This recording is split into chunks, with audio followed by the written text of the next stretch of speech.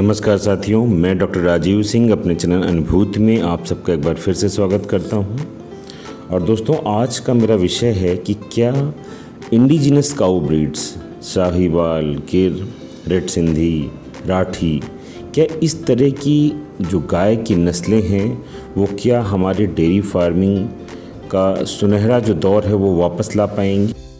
साथियों, आज के वीडियो में हम चर्चा करेंगे कि क्यों हम हॉलिस्टीन फ्रीजियन, एचएफ और जर्सी जैसी नस्लों को छोड़ें और साहिवाल और गिर जैसी नस्लों को अपनाएं। साथ ही साथ हम इसमें एक और भी टॉपिक रखेंगे कि हम कैसे साहिवाल की पहचान करें, गिर की पहचान करें, इनमें कैसे अंतर करें। तो इससे पहले कि हम अपना वीडियो शुरू करें, मैं अपने सभी साथियों से ये रिक्वेस्ट करूंगा कि जिन्होंने अभी तक मेरा चैनल सब्सक्राइब नहीं किया है कि वो इस चैनल को सब्सक्राइब कर लें और अगर वीडियो पसंद आता है तो इसे लाइक और शेयर करना ना भूलें। तो दोस्तों, हम अपना वीडियो शुरू करते हैं।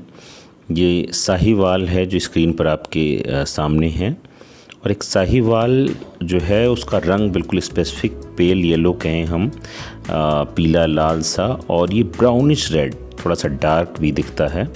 खासकर जो मेल होता है उसमें सर के पास, पैर के पास, एक्सट्रीमिटीज़ पे जो है इसका कलर कुछ डार्क हो जाता है। पीठ पे हम्प यानी जो कोबड़ है वो इसकी विशेषता है और ख़ासकर मेल में बड़ा हैवी जो है इसका हम्प दिखाई देता है। जब हम इसकी एनिमल के और कैरेक्टर्स पर जाते हैं तो जैसा मैंने बताया इसका कलर, और फिर हम अगर देखें तो इसका जो ड्यूलिप है यानी जो ये झालर बोलते हैं जो गले के नीचे लटकती रहती है, देखिए तरह तरह के एनिमल्स में किसी में ज़्यादा किसी में कम, ये बहुत एक पेक्यूलियर फीचर। और जो दूसरा फीचर है वो है नाभि का हिस्सा जिसको हम नेवल फ्लैप बोलते हैं। ये देखिए इस चित्र में आप देख रहे हैं, ये लटका हुआ सा बिल्कुल एक पेक्यूलियर फीचर होता है नेवल फ्लैप, जिसके आधार पर हम साहिवाल की पहचान कर सकते हैं। कई बार हमारे कई साथी जो है वो साहिवाल और गिर को बिल्कुल एक सी नस्ल बताकर उसमें बड़ा कंफ्यूज से रहते हैं। तो साथियों, साहिवाल और गिर को पहचानना बिल्कुल आसान है। ये आप देखिए स्क्रीन पर एक गिर, टिपिकल गिर दिखाई दे रही है। इसका रेड कलर जिसमें वाइट मॉटल्ड दिखाई दे रहा है, रेड पे वाइट स्प्लैशेस से दिखाई दे रहे हैं देखिए। और सबसे डिफ्रेंशिएटिंग फीचर इसके कान हैं, पेंडुलस ईयर, लटके हुए कान होते हैं, जबकि साहिवाल के छोटे कान होते हैं। इस तरह के लटके हुए पेंडुलस ईयर नहीं होते हैं। और इनके सींग जो होते हैं वो बिल्कुल स्पाइरल एस शेप जो है पीछे की तरफ गए हुए होते हैं। साथ ही साथ जो ये गिर गाय की खास विशेषता ये भी होती है कि इसका माथा जो है वो बिल्कुल कॉन्वेक्स, बल्जिंग होता है, बाहर की तरफ उभरा हुआ होता है। तो इन 3-4 लक्षणों के आधार पर हम साहिवाल और गिर को आसानी से डिफ्रेंशिएट कर सकते हैं। अब हम आज के अपने दूसरे सवाल पर आते हैं कि क्यों एचएफ को हम छोड़ें, क्यों हम जर्सी को छोड़ें और क्यों हम साहिवाल और गिर को अडॉप्ट करें। देखिए स्क्रीन पर ये है, आपको एचएफ दिखाई दे रही है और ये एक समय था कि एचएफ ने पूरे उत्तर भारत से लेके देश के हर हिस्से में अपना कब्जा जमा लिया था। आज भी एचएफ जो है सबसे ज़्यादा दिखने वाली क्रॉस ब्रेड काऊ ब्रीड है। लेकिन इसमें सबसे बड़ी दिक्कत क्या है, ये पशु जो है वो गर्मी बर्दाश्त नहीं कर पाता। 30 डिग्री के ऊपर टेम्परेचर होते ही इसकी परफॉर्मेंस गिर जाती है और इसका प्रोडक्शन, रिप्रोडक्शन सभी कुछ डाउन हो जाता है। दूसरी चीज़, टिक बॉर्न डिजीजेस, किलनी, चिच्चिड़ के लिए ये जानवर बहुत प्रोन है। इसी वजह से जब टिक्स लगते हैं तो एनाप्लाज्मोसिस, बबेसियोसिस और थिलेरिसिस जैसी बीमारियां जो हैं इसको घेरे रहती हैं।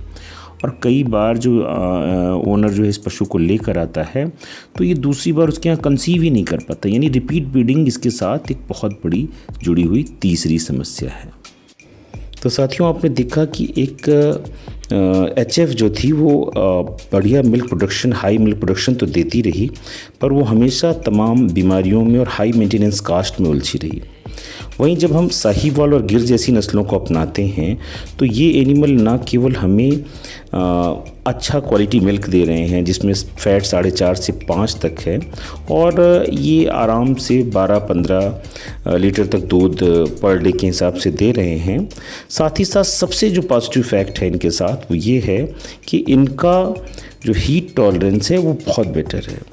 साथ ही साथ अगर हम ये देखें, जो एक्सटर्नल पैरासाइट्स हैं, टिक्स हैं और इनसे होने वाली बीमारियां हैं, उससे भी ये काफ़ी हद तक रेजिस्टेंस हैं। और यही क्वालिटी जो है इनको बेहतर बनाती है।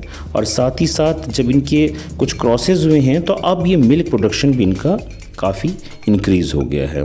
जिस तरह से फ्रीज वॉल और तमाम तरह की ब्रीड्स मिलिट्री फार्म्स में डेवलप हुई थी, तो उन्होंने इनका मिल्क प्रोडक्शन भी काफ़ी हाई कर दिया। राष्ट्रीय गोकुल मिशन के तहत जो है भारत सरकार ने अपने भारत के सभी जो पशु चिकित्सा केंद्र हैं या जो कृत्रिम गर्भाधान केंद्र हैं, वहाँ पर साहीवाल का सीमेन उपलब्ध कराया है और जिससे निःशुल्क एआई हो रही है। यानी सरकार का पूरा फोकस है कि वो जो है जो साहीवाल और गिर जैसी नस्लें हैं उनका संवर्धन करे और भारतीय किसानों को जो है वो खुशहाल बनाए और देश में एक नई तरह की दुग्ध क्रांति लाए। धन्यवाद साथियों।